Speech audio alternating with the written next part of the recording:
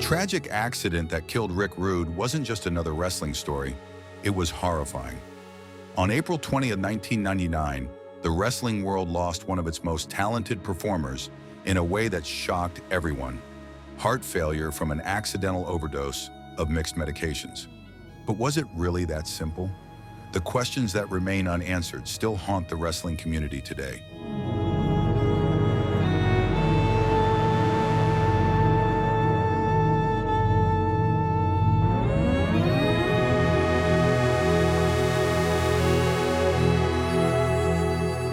April 20th, 1999 started like any other day in Alpharetta, Georgia. Rick Rude was at home with his wife, Michelle. He had been training hard for a potential comeback to wrestling. At 40 years old, he was trying to return to the ring despite serious injuries that had ended his career 5 years earlier. But something went terribly wrong. Michelle found her husband unconscious. She immediately called emergency services. By the time help arrived, it was too late. Rick Rude was pronounced dead shortly after. The official cause shocked everyone: heart failure due to an accidental overdose of mixed medications. The autopsy report later revealed the presence of multiple drugs in his system, including GHB. Empty prescription pill bottles were found beside him. This wasn't supposed to happen to Rick Rude. He was supposed to be invincible, the man who called audiences fat, out-of-shape sweat hogs while showing off his perfect physique, the wrestler who made arrogance into an art form. But behind the character was Richard Irwin Rude, a man whose body had been broken by the brutal world of professional wrestling. Richard Irwin Rude was born December 7, 1958 in St. Peter, Minnesota. Before wrestling, he worked as a bouncer in Minneapolis. He was also a world-class arm wrestler. These experiences gave him the physical presence and toughness that would define his wrestling career.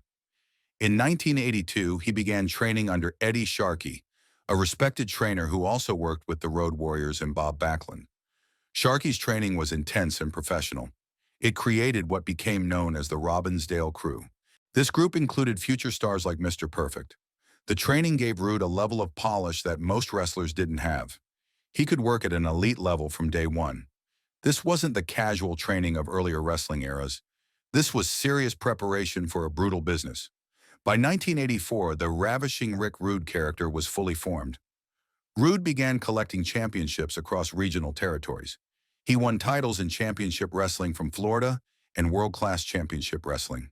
His biggest early success came when he captured the NWA American Heavyweight Championship in WCEW. When that promotion became the World Class Wrestling Association, Rude became their first world champion. But regional success wasn't enough. The big money and national exposure were in the World Wrestling Federation. In 1987, Rude arrived in the WWF with manager Bobby the Brain Heenan. His entrance routine became legendary. He would demand silence from the crowd while slowly removing his robe to show off his physique. His wrestling tights often featured airbrushed images of his own face or his opponent's faces. The WWF gave Rude two career-defining feuds. The first was with Jake the Snake Roberts. This wasn't your typical wrestling feud.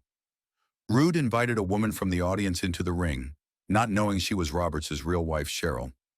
The storyline escalated when Rude wore tights with Cheryl's face airbrushed on them. Roberts stormed the ring in genuine fury, tearing the tights off Rude. This was personal in a way that wrestling rarely was. The second major feud was against the Ultimate Warrior. Warrior had incredible charisma, but limited technical skills. Rude was tasked with making Warrior look good in their matches. It was a challenging job that Rude handled perfectly. Their feud began with a pose down at the 1989 Royal Rumble and culminated at WrestleMania 5, where Rude defeated Warrior for the Intercontinental Championship. These victories established Rude as a main event talent. His finishing move, the Rude Awakening Neckbreaker, became one of wrestling's most feared maneuvers. He could work with anyone and make them look better. Technical wrestlers, powerhouses, high flyers. Rude adapted his style to bring out the best in his opponents. But success in the WWF wasn't permanent. In 1991, Rude jumped to World Championship Wrestling. This move marked a significant change in his character. The flamboyant, womanizing aspects were toned down. Instead, Rude became a more serious and dangerous threat. He joined Paul Heyman's Dangerous Alliance, a group of elite wrestlers that positioned him as a legitimate main event star. In WCW, Rude proved he belonged at the top level. He defeated Sting for the United States Championship within a month of his debut. He had critically acclaimed matches with the company's biggest stars. His feuds with Sting and Ric Flair produced what many considered four-star classics. Rude captured the WCW International World Heavyweight Championship 3 times, cementing his status as a multi-promotional world champion. The ability to reinvent himself showed Rude's intelligence as a performer. He understood that different promotions required different approaches. The theatrical style that worked in the WWF needed adjustment for WCW's more athletic presentation.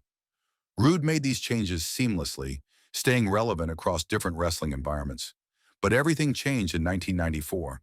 While wrestling in Japan, Rude suffered a severe neck injury. The injury was so serious that Paul Heyman called it the most severe he had ever witnessed. It forced Rude into immediate retirement from in-ring competition at just 35 years old. This wasn't a gradual decline. This was a sudden, career-ending trauma that left Rude struggling with chronic pain. The physical toll of professional wrestling had caught up with him. Years of taking bumps, lifting opponents, and absorbing punishment had damaged his body beyond repair. The neck injury was just the final, devastating blow. Like many wrestlers of his era, Rude turned to pain medication to manage his suffering. This was before the WWE implemented its wellness policy in 2006. There were no formal safeguards or oversight for substance use. Despite his forced retirement, Rude remained visible in wrestling. In 1997, he worked as an announcer for Extreme Championship Wrestling. He also appeared in the WWF as an enforcer for D-Generation X. His most famous moment came during the Monday Night War between WWF and WCW. On November 17, 1997, following the controversial Montreal Screwjob, Rude made wrestling history. Because he worked for the WWF on a per-appearance basis, he was free to leave immediately after their event. That same night, he appeared on both the pre-taped WWF Raw and the live WCW Monday Nitro. He became the only person ever to appear on both shows in one night. The dual appearance was more than a contractual loophole. It was a political statement.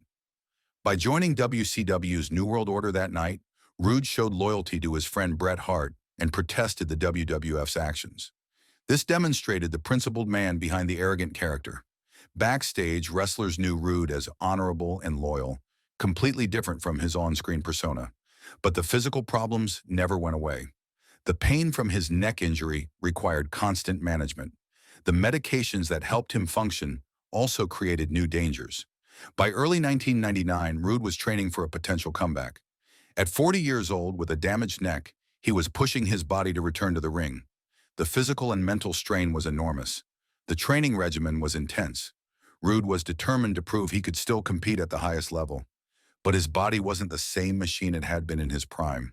The combination of chronic pain, heavy medication use, and extreme physical training created a dangerous situation. Something had to give. On April 20th, 1999, it did. Michelle Rude found her husband unconscious in their home. Emergency responders rushed to the scene, but there was nothing they could do. Rick Rude was pronounced dead at age 40. The autopsy revealed the presence of multiple medications in his system, including GHB, a drug sometimes used to prevent narcolepsy. Empty prescription bottles found at the scene painted a clear picture of someone struggling with pain management. The official cause was heart failure due to an accidental overdose of mixed medications. But the real cause went much deeper. The brutal physical toll of professional wrestling had destroyed Rude's body. The career-ending neck injury had led to chronic pain. The pain had led to heavy medication use. The medications had led to his death. It was a tragic chain of events that highlighted the dark side of the wrestling business. This wasn't an isolated incident. The wrestling industry of the 1990s was notorious for its lack of medical oversight. Wrestlers were expected to work through injuries, often relying on pain medication to function. There were no wellness policies, no drug testing, no formal support systems. Performers like Rick Rude were left to manage their pain and their careers on their own. The timing of Rude's death was particularly tragic. He was on the verge of a potential comeback. He had reconciled with various promotions and seemed ready to return to wrestling in some capacity. His appearance on both Raw and Nitro had shown he still had drawing power. Fans still responded to his presence.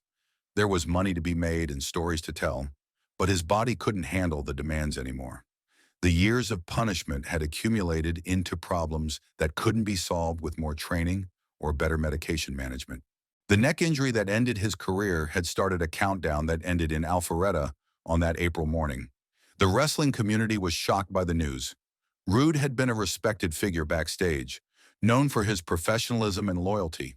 His peers remembered him as a devoted friend and husband, nothing like the arrogant character he played on television. The contrast between the man and the character was one of Rude's greatest achievements as a performer. The industry began to recognize the need for change. Rick Rude's death became part of a larger conversation about wrestler safety and wellness. The WWE eventually implemented its wellness policy in 2006, including drug testing and support programs. But these changes came too late for Rick Rude and many others of his generation. In 2017, Rick Rude was posthumously inducted into the WWE Hall of Fame. The induction was presented by his former rival, Ricky the Dragon Steamboat. The choice of a legendary good guy to honor a legendary villain spoke to the respect Rude commanded from his peers. It was a fitting tribute to a performer who had mastered his craft despite the personal cost. The induction ceremony highlighted Rick Rude's contributions to professional wrestling. He had influenced a generation of performers with his charisma and technical skills. Stars like The Rock had echoed elements of Rude's cocky, catchphrase-driven persona. His ability to generate heat while backing it up with legitimate skills had set a new standard for wrestling villains. But the ceremony also served as a reminder of what was lost. Rick Rude should have been there to accept the honor himself. He should have been able to enjoy his later years and share his knowledge with younger wrestlers. Instead, his life was cut short by the physical toll of his profession and the lack of proper support systems. Rick Rude's story became a cautionary tale about the dangers of professional wrestling. The sport that had given him fame and success had also destroyed his body and contributed to his early death. The medications that helped him manage his pain had ultimately killed him. It was a tragic irony that haunted everyone who knew him. The legacy of ravishing Rick Rude extends beyond his championship victories and memorable catchphrases. He was a trailblazer who elevated the art of being a wrestling villain. His technical skills and psychological understanding of the business influenced countless performers. He proved that a heel could be both despised and respected simultaneously. But his death also highlighted the human cost of sports entertainment. Behind the larger-than-life characters were real people dealing with real physical and emotional challenges. The industry's culture of working through pain and self-medicating had created a generation of performers struggling with serious health issues. Rick Rude's tragic end wasn't just about one man's struggle with pain and medication. It was about an entire industry's failure to protect its performers. The lack of medical oversight, the pressure to continue working despite injuries, and the absence of support systems had created a perfect storm that claimed too many lives. Today, Rick Rude is remembered as one of wrestling's greatest villains and one of its most tragic losses. His Hall of Fame induction ensured his contributions would not be forgotten, but the circumstances of his death serve as a permanent reminder that the entertainment we love comes at a real human cost. The man who once boasted about his perfect physique died because that same body had been broken by the business he loved. Rick Rude's story is ultimately one of talent, dedication, and tragedy. He was a master performer who paid the ultimate price for his craft. His death marked not just the end of a great career, but a wake-up call for an industry that had ignored the welfare of its stars for too long.